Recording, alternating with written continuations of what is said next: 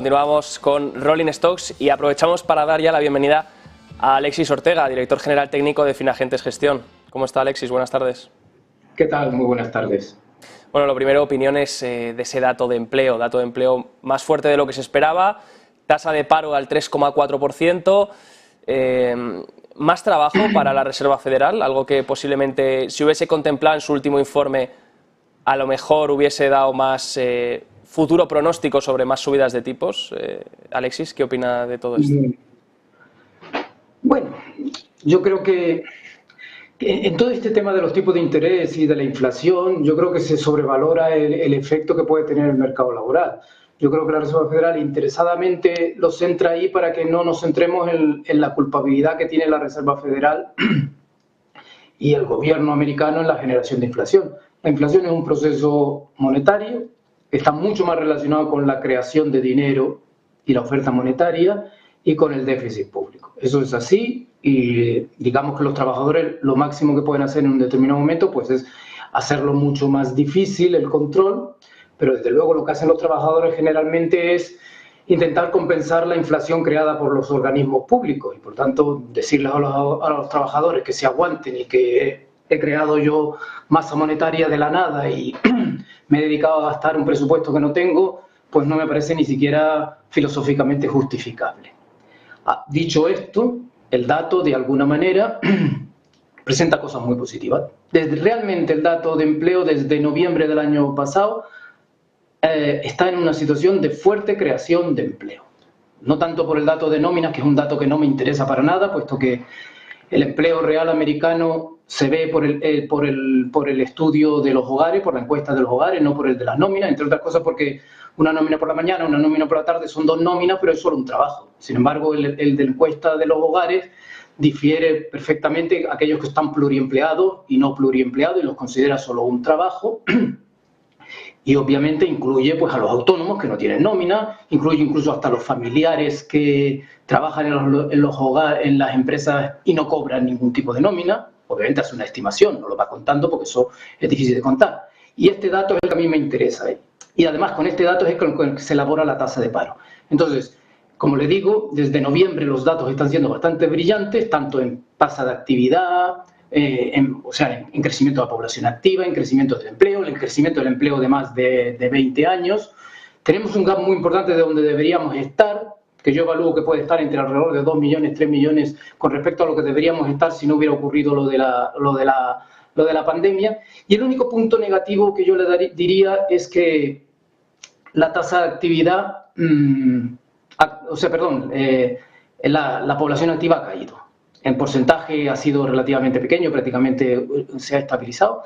La población activa, según mis datos, cae en 43.000 personas, con lo cual, de los 182.000 que ha caído el desempleo, realmente solo 139.000 han encontrado empleo y el resto sencillamente lo que ha hecho es pasar de parado a no activo, que eso no es encontrar trabajo. Pero globalmente diría yo que es un dato bastante bueno.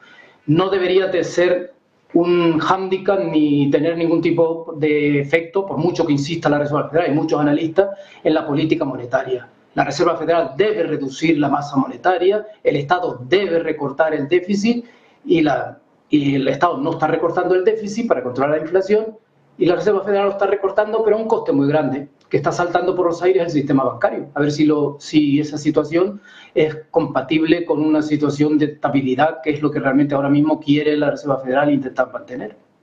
Efectivamente, Alexis. Por un lado quieren hacer una cosa y les salta por otro lado otro problema que no consiguen arreglar. Quería preguntarle, ¿no le sorprende también, dentro de estos datos de empleo que comparte el BLS, estas nóminas no agrícolas, la tasa de paro y demás, ¿no le sorprende que se haga una revisión siempre a la baja el mes posterior del mes anterior? Quiero decir, se ha revisado a la baja enero, se ha revisado a la baja febrero, se ha revisado a la baja marzo también, los primeros datos que se dieron de empleo. Está siendo casi todo este año 2023 revisiones a la baja en vez de al alza. Entiendo que de primeras pues el dato puede parecer muy bueno, pero luego si resulta que me lo reducen en los meses siguientes y no era el real. Eso es un poco problemático, pero yo espero que no sea una actuación interesada para engañar. Interpreto que los datos estadísticos están sujetos a revisión y de alguna manera ha coincidido ahora que son a la baja. Aún así, el dato que yo le digo, el de la encuesta de los hogares, ese no se revisa nunca. Se revisa una vez al año y ahí se hace una reevaluación de todo el año tras una serie de criterios que yo entiendo que son honorables, no tengo ninguna capacidad para decir lo contrario, y esos varían bastante menos. El de nóminas, pues posiblemente, pues a lo mejor es más difícil por el intento de recolección de datos, se hace a una fecha que no es el del final de mes, etcétera. Pero vamos, yo de momento interpreto que no es interesado o con un interés de engañarnos. Esperemos que así sea, Alexis. Por otro lado, le iba a preguntar, tema del BCE. Ayer decidieron cambiar la magnitud de subidas. Comentaba usted hace un minuto, la Reserva Federal tiene que seguir reduciendo la masa monetaria. Entiendo que el Banco Central Europeo tiene que hacer lo mismo. Ayer decidieron subir 25 puntos básicos, cambiar esa magnitud del 50 puntos que hacían anteriormente. ¿Le pareció bien esa decisión que tomó Christine Lagarde, que de hecho la justificaba con la encuesta de préstamos bancarios? Decía que, bueno, que los bancos estaban notando menor demanda en cuanto al crédito. ¿Cree, por tanto, que es correcto ese cambio en la magnitud de las subidas, que deben proceder así a partir de ahora? Bueno, quizás a mí realmente la magnitud me importa relativamente poco. Es decir, cuando estaban llegando muy tarde, debieron haber sido mucho más rápido y de alguna manera lo intentaron solucionar con subidas de 75 puntos básicos.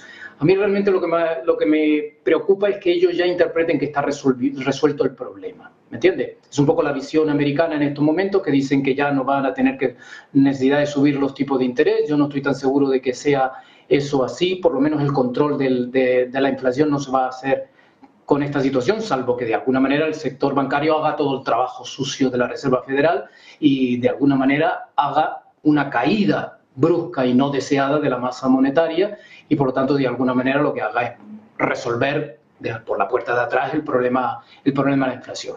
Quizás lo que más me interesa del Banco Central Europeo es un poco la idea de que todavía le queda un cierto camino por recorrer. Quizás porque la magnitud de las medidas expansivas en Europa fueron relativamente menos fuertes que la de Estados Unidos. Aquí no se aumentó el déficit público de una manera tan grande como en Estados Unidos, ni la masa monetaria tampoco tan grande, se hizo, pero obviamente no a la magnitud que estamos viendo en Estados Unidos, y sobre todo la naturaleza, en cierto modo, de la inflación en Europa, en cierto modo, era más bien de oferta por el tema de la guerra, que lo incentivó, un problema que ya estaba larvado, y en Estados Unidos hubo ese menos problema, y en Estados Unidos es un problema de demanda, y por lo tanto tienes que tirar bastante de la actividad a la baja. Con lo cual eso explicaría de alguna manera que nosotros, que tenemos tipos de interés más bajos, pues no tengamos a lo mejor que llegar mucho más lejos, pero todavía estamos muy lejos del nivel al que yo creo que deberíamos llegar para controlar esta situación. Salvo que, como le digo, la crisis bancaria americana se pueda extender a Europa, se puede extender de la banca mediana a la banca grande, porque al fin y al cabo no tiene por qué haber esa distinción a la hora de que se contagie esta crisis bancaria, luego se traslade a Europa y por lo tanto, como le digo, la crisis bancaria haga el trabajo de recortar de un sopetón la oferta monetaria que de alguna manera artificialmente y sin incrementamos en el año 2020 en todo el mundo prácticamente. Y por último, Alexis, hablando de ese problema bancario, esa banca regional que sufría hoy PacWest, que de hecho estaba en el punto de mira ayer también durante toda la sesión por las caídas que arrastraba en bolsa, está subiendo de hecho alrededor del 80% en el día de ahora mismo, un 82% recuperando en el día de hoy. ¿Cree realmente, la Casa Blanca de hecho también ha anunciado que todo está bajo control, ¿cree realmente que la situación está bajo control? No, porque realmente volvemos otra vez a pensar que es un problema de depósitos y no es un problema de depósitos. Es decir, la banca pequeña tiene un problema de pasivo, que es que no puede remunerar bien los depósitos por las inversiones que realizó cuando se le dijo que iban a estar los tipos de interés bajos durante muchísimo tiempo, pero tiene un problema de activo muy importante, que es dónde ha invertido todos esos capitales, y lo ha invertido en unos sectores que de alguna manera, incluso hasta el Powell en la rueda de prensa vino a decir que son los que más están siendo afectados, que son los sectores sensibles a los tipos de interés, como es el sector de la inversión en general y en concreto el sector inmobiliario. Para que tenga usted una idea, toda la banca regional americana tiene más capital, siendo, digamos, un volumen de activos mucho menor que la banca mayor o nacional, tiene un volumen de inversión mucho mayor en el sector inmobiliario que que la banca nacional y grande. De hecho, incluso hasta prácticamente desde 2008 se ha estancado y bajado